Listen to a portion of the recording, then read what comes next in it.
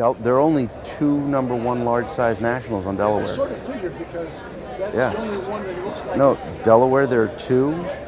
Hawaii, that's the only one. Nevada, it's the only one. That's one of the most recent acquisitions, because that was obviously a huge stumbling block to putting the set together. All of the notes on Nevada have basically been in the hands of a single collector, so it's made it virtually impossible to get good Nevada notes. Any red seal on Nevada is desirable.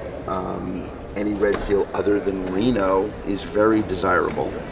And what really makes this note one of a kind is that it is a serial number 1, and it's the only serial number 1 note that exists on the entire state. Large size.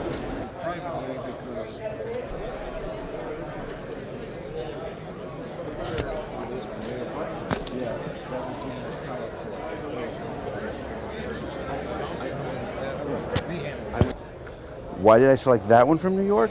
Because I needed an ace, a number 1 ace, and I've got 2 or 3, but this is the only one on rainbow paper, on blue end paper. You know what's also tricky? New Mexico State, there are only 2 number 1 state notes. There's probably a few more territorials. There are a couple territorials, but it's a maximum security town.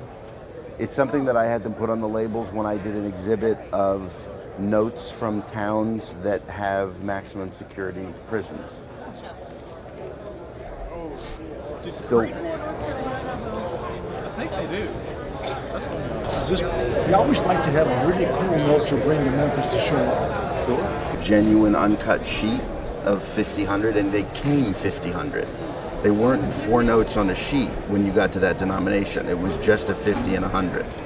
So it's interesting because it represents the entire sheet that somebody kept, because it also happens to be serial number 1. But as a numismatic item, I'd say that the sheet is, regardless of serial number or bank, a 50-100 uncut sheet is very rare. Thank you. Thank you. Good morning, Jess. Good morning. Jesse, you're probably the most qualified person in the room to... Is this pretty good? Yeah, it's as good as it gets. It's a complete state set of number 1 notes, I assume. I didn't count, but are there any states that are missing? The only place where it's, Arizona, Arizona, I don't have a state, I have a territory. But places like Hawaii, Hawaii never issued state notes, and Alaska never issued state notes. You guys have the 2 finest collections now? I probably still have the 2nd finest collection, but I have sold some major chunks of real estate.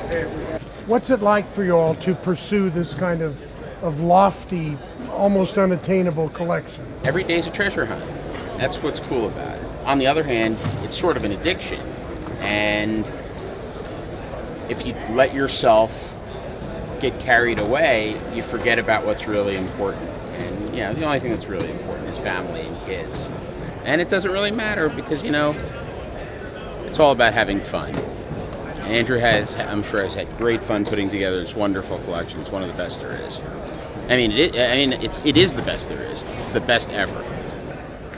I didn't start this by saying I want a number 1 note from every state or every territory.